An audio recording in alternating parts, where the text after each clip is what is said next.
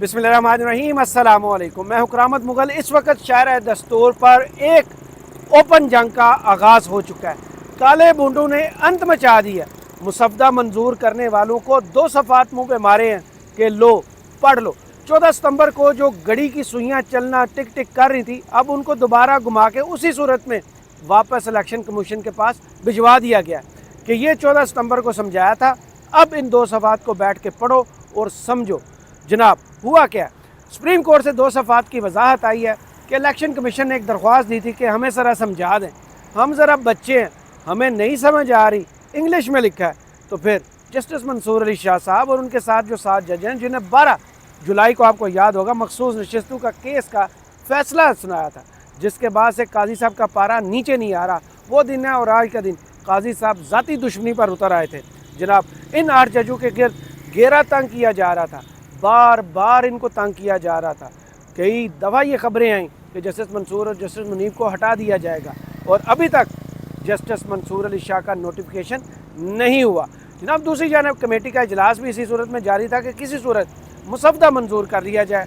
Election commission में भी इजलास हुआ, बेनतीजा ख़त्म हो गया।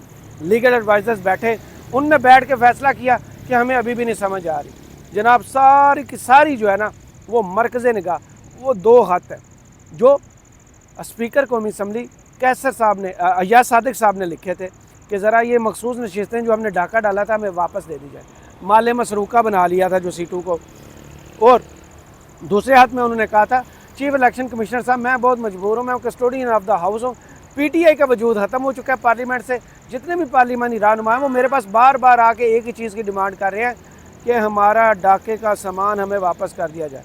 और ख़बर ये खबर है कि जितने भी डी नोटिफाई हुए थे मखसूस नशिस्तों पर लोग, वो नून लीग के, MQM के, काफ लीग के और पीपल्स पार्टी के, उन सब को इस्लामाबाद बुलाया गया हुआ था। यानी मुसवदा पेश होता, ये लोग चोरी छुपे आते, वोट कास्ट करते, और उसके बाद मामला जो है वो रफा दफा होने की कोशिश की जाती कि ये अदालती जंग शुरू हो जाती और लंबा टाइम पे टाइम मिलता रहता। क्योंकि आपको याद होगा इस्लामाबाद हाई कोर्ट में भी जस्टिस आमिर फारूक साहब तशरीफ़ आवर हैं, जिनके बारे में इमरान खान ने कहा था ये 3 का टोला है, काजी साहब, सिकंदर सुल्तान राजा साहब और जस्टिस आमिर फारूक साहब। तो अब सारी गेम भी तकरीबन इधर ही घूम रही है। चौथे मेंबर की एंट्री हुई थी जनाब पार्लियामेंट से। पार्लियामेंट ने अपना हिस्सा बांटा था कि हम नई कानून साजी, इलेक्शन एक्ट तरमीमी बिल में नई कानून साजी कर ली, और उसके तहत जनाब इलेक्शन कमीशन को मजबूर किया जा रहा था कि हमें वो नशिस्तें दे दें, हमें वो नशिस्तें चाहिए। जनाब इस सारी सूरत हाल में ना, जब आज देख पाके तकरीबन जिसे कहते हैं ना दस्तरखान पर सब कुछ रेडी था, बर्तन भी रेडी थे, चम्मच प्लेटें सब कुछ रेडी था, बस बटने ही वाली थी, वो देख खुली गई बटने वाली थी, तो एक शेल फेंका गया, बम शेल जिसे कहते हैं। जस्टिस मंसूर अली शाह का एंड टाइम पे, परफेक्ट टाइमिंग जिसे कहते हैं, वो लगाई गई है, और इलेक्शन कमीशन के कान सुरख करके हाथ में 2 सफ़ात तबा दिए गए कि लो पढ़ो, 12 जुलाई के फैसले पर अमल दरामद होगा। आपको जस्टिस मंसूर अली शाह की वो तकरीर तो याद होगी जिसमें उन्होंने कहा था ये कोई ऑप्शन नहीं होते सुप्रीम कोर्ट के फैसले, या तो नया निज़ाम ले आए या फिर इसी निज़ाम में रहना है, तो फिर सुप्रीम कोर्ट के फैसलों पर अमल दरामद भी करना पड़ेगा। तो आज उन 2 सवाल में भी यही है कि उन्होंने कहा है कि आपके पास इसके अलावा ऑप्शन नहीं है। मखसूस नशिस्तों वाले मामले पर PTI की नशिस्तें बनती हैं, उनको वो नशिस्तें दें, इससे पीछे आप नहीं हट सकते। जनाब ये सब कुछ उस सूरत में हुआ क्योंकि खसूसी कमेटी का इजलास जारी था। उस इजलास में PTI एबसेंट थी, PTI गई हुई थी मौलाना फजलुर रहमान के घर, वहाँ उन्होंने जो फैसला किया वो मैं आपको बताता हूँ। लेकिन इस कमेटी में एक खबर आई, सुरह पट्टे घुमा गए, सारी स्क्रीन सुरह होगी, TV स्क्रीन न्यूज़ चैनल्स की, कि मुसवदा मुतफ़िक़ा तौर पर मंजूर हो गया। वो इजलास जिसमें PTI की मेंबरशिप कोई नुमाइंदगी नहीं थी, उस कमेटी के इजलास के बाद खबर चलवा दी गई कि मुतफ़िक़ा तौर पर यह फ़ैसला हो गया है कि यह मुसवदा मंजूर किया जाता है। और उस मुसवदे के ऊपर और फिर जो इलेक्शन कमीशन को थप्पड़ मारा गया सुप्रीम कोर्ट की तरफ से, उस पर अनऑफिशियल रद्द अमल भी आ गया। आपको याद होगा वो कौन है, NSPR साहब, नेशनल सिक्योरिटी पब्लिक रिलेशंस वाले भाई, जो डाकिए, जो सहाफ़ती लिबास में कुछ और हैं। जनाब मुनीफ फ़ारूक साहब का एक ट्वीट आया, वो मैं आगे चल के आपको बताता हूँ, लेकिन उससे पहले जनाब मुसवदे में क्या कुछ आया। मुसवदे में چیدہ چیزیں جو آئی ہیں کہ چیف جسٹس کی تقرری 3 سال کی مدت کے لیے ہوگی.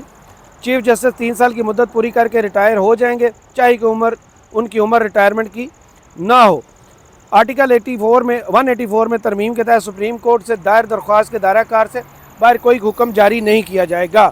اس کے علاوہ جناب حکومت آئینی عدالت یا سپریم کورٹ کا آئینی ڈویژن بنانے سے بھی پیچھے ہٹ گئی ہے.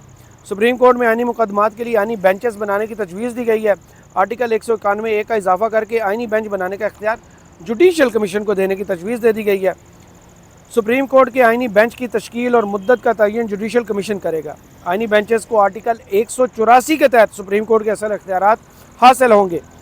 ہائی کورٹ میں آئینی کیسوں کے فیصلوں کے خلاف اپیل سپریم کورٹ کا آئینی بینچ سنے گا. آئینی بینچز کو سپریم کورٹ کے مشاورتی اختیارات بھی حاصل ہوں گے. آئینی مقدمات کم از کم 5 رکنی آئینی بینچ سنے گا. بینچوں کی تشکیل آئینی بینچز کے لیے نامزد ججوں میں سے 3 سینئر جج کریں گے. آئینی ترمیم کی منظوری کے بعد سپریم کورٹ میں دائر تمام آئینی کیس اور اپیلیں آئینی بینچ کو منتقل ہو جائیں گی. جناب جب یہ حکومتی بینچز بیٹھ کے یہ فیصلہ فرما رہے تھے وہاں عامر ڈوگر صاحب بھی بیٹھے ہوئے تھے. عامر ڈوگر صاحب نے علامتی شرکت کی اور بعد میں انہوں نے یہی کہا کہ جو مولانا فضل الرحمان کے گھر ہماری ٹیم کی گئی ہے, جو بیرسٹر گور صاحب وہاں پہ ہیں, سلمان اکرم راجہ صاحب وہاں پہ ہیں, بیرسٹر علی ظفر ہیں, راجہ ناصر عباس صاحب ہیں اور دوسرے ان کے رہنما, وہ باہر آئیں گے. وہاں سے جو خبر آئے گی وہ ہمارا فیصلہ ہوگا. اور وہاں سے نکلتے ہی بیرسٹر گور صاحب نے یہ کچھ دیر پہلے کہا ہے کہ مولانا فضل الرحمان سے اتفاق ہو گیا ہے, کل عمران خان سے ملاقات کر کے فیصلہ فائنل کر لیں گے. کیا ہے جس پہ ہمارے مولانا صاحب کے ساتھ یہاں ڈسکشن ہو رہی تھی. انشاءاللہ تعالی امید ہے کل خان صاحب سے ہدایات کے بعد ہم فائنل اناؤنسمنٹ کریں گے. لیکن آج مولانا صاحب کے ساتھ ہماری آلموسٹ کنسنسس ہو چکی ہے. یہ ہم خان صاحب کے سامنے رکھیں گے اور خان صاحب کی جو ہدایات ہوگی انشاءاللہ تعالی وہ ہم کل آپ کو اناؤنس کریں گے. کل اناؤنس کریں گے. اور اس کے بعد نے کہا کہ بات چیت کا سلسلہ جاری ہے, امید کرتے ہیں جلد کسی نتیجے پر پہنچ جائیں گے. بس عمران خان سے ملاقات کی درخواست دینے لگے ہیں اور 18 اکتوبر کا حکومت نے پابندی لگائی تھی عمران خان سے ملاقاتوں پر. عمران خان کے کیس کے بارے میں بھی اطلاع یہ ہے کہ کل وہ اڈیالہ جیل میں نہیں سنا جائے گا, وہ جوڈیشل کمپلیکس میں, وہ جو یاد ہوگا آپ کو 28 مارچ کو جہاں پہ خان صاحب پہ حملہ کرنے کی کوشش کی تھی وہاں پر ہوگا. بیرسٹر گور صاحب نے کیا کہا مزید؟ وہ ہم نے شک بائی شک کچھ دیکھی ہے. ابھی ہماری میٹنگ جاری ہی تھی کہ یہ خبر آئی کہ اسپیشل کمیٹی نے اس کو اپروو کر دیا ہے. میں یہ عرض کروں کہ ہماری ابھی بھی بات چیت شروع ہے. انشاءاللہ تعالیٰ کسی نتیجے پہ بہت جلد ہم پہنچ جائیں گے.